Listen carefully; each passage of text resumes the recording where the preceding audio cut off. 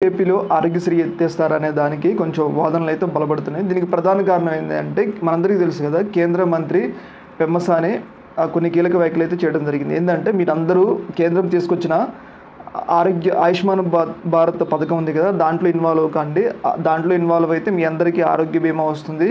ప్రతి ఒక్కళ్ళకి 5 లక్షల వరకు ఆరోగ్య బీమా చేసుకోవచ్చు అని చెప్పేసి ఆయన అంటే లోకల్‌గా ఉండే పీపుల్‌కి పిలుపునివ్వడం జరిగింది. మీరందరూ ప్రతి ఒక్కళ్ళు ఆయుష్మాన్ భారత్‌లో ఇన్వాల్వ్ కాండి అని చెప్పేసి. అయితే దీని మీద కొన్ని వాదనలైతే వినిపిస్తున్నాయి. అదేంటి అంటే ఇప్పుడు కేంద్ర ప్రభుత్వం పథకం మీద ఆధారపడాల్సిన అవసరం మనకేముంది? మనకి రాష్ట్ర ప్రభుత్వం ఆరోగ్యశ్రీ వస్తుంది కదా! దాదాపు 10 లక్షల పైన ఆరోగ్య బీమా ఉంది ఆరోగ్యశ్రీ మీద. అలాంటప్పుడు కేంద్ర ప్రభుత్వం 5 లక్షలతో పనేముంది అని చెప్పేసి చాలామంది అంటున్నారు. అయితే భవిష్యత్తులో ఆరోగ్యశ్రీని ప్రభుత్వం నిర్వహించలేదు అనే వాదనలైతే వినిపిస్తున్నాయి. ఎందుకంటే ఆరోగ్యశ్రీ ఇప్పటికే పెండింగ్ బిల్లులు ఉన్నాయి.